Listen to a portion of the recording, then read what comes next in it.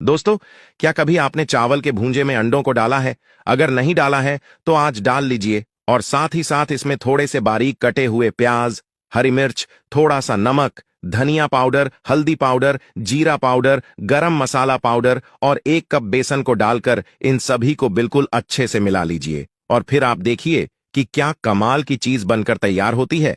आपको यकीन नहीं होगा कि भला इस तरीके से भी कोई इतनी मजेदार सी चीज बन सकती है क्या। दोस्तों, आज मैं आपको एक इतनी यूनिक और सीक्रेट रेसिपी बताने वाला हूं जिसे जानकर आपको मजा ही आ जाएगा और आप सोचेंगे कि काश मुझे इसके बारे में पहले से पता होता तो मजा ही आ जाता, क्योंकि ये रेसिपी बनाना बहुत ही ज्यादा आसान है और इसे कोई भी इसे अपने अपने घरों में बहुत ही आसानी से बनाकर तैयार कर सकता है। तो फिर आइए आपको बताते हैं कि इसे आखिर बनाना कैसे है। दोस्तों, सबसे पहले हमें इन्हें बिल्कुल अच्छे से मिला लेना है और इन्हें बिल्कुल अच्छे से मिलाने के बाद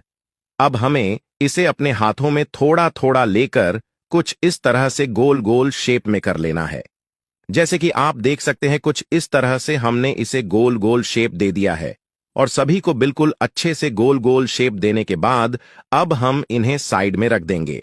और फिर एक पैन में तेल को बिल्कुल अच्छे से गर्म कर कर इन्हें एक एक कर कर इस तेल में फ्राई होने के लिए डाल देंगे और इन्हें बिल्कुल अच्छे से गोल्डन फ्राई कर लेंगे। और दोस्तों, आगे बताने से पहले आप हमें कमेंट बॉक्स में कमेंट कर कर जरूर बताइएगा कि आप ये वीडियो कौन से शहर या गांव से देख रहे हैं, ताकि मैं आपका थैंक्स कर सकूं। हमारा पिछला वीडियो का थैंक्स जाता है साधुराम शर्मा जी को हरियाणा से और रमेश परिहर जी को राजस्थान से।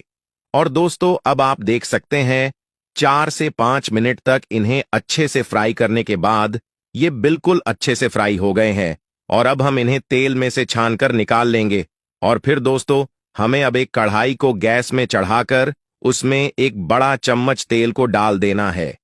और तेल जब अच्छे से गर्म हो जाएगा, हमें इसमें 2 पतले पतले कटे हुए प्याज को डालकर अच्छे से गोल्डन फ्राई कर लेना है। और प्याज जब तक फ्राई हो रहे हैं, हम एक मिक्सी के जार में 3 टमाटर, थोड़े से लहसुन अदरक और हरी मिर्च को डालकर इन्हें बिल्कुल अच्छे से पीस लेंगे। और इधर हमारा प्याज भी बिल्कुल अच्छे से फ्राई हो गया है और अब इसमें हमें पीसे हुए टमाटर, अदरक, लहसुन और हरी मिर्च के पेस्ट को डाल देना है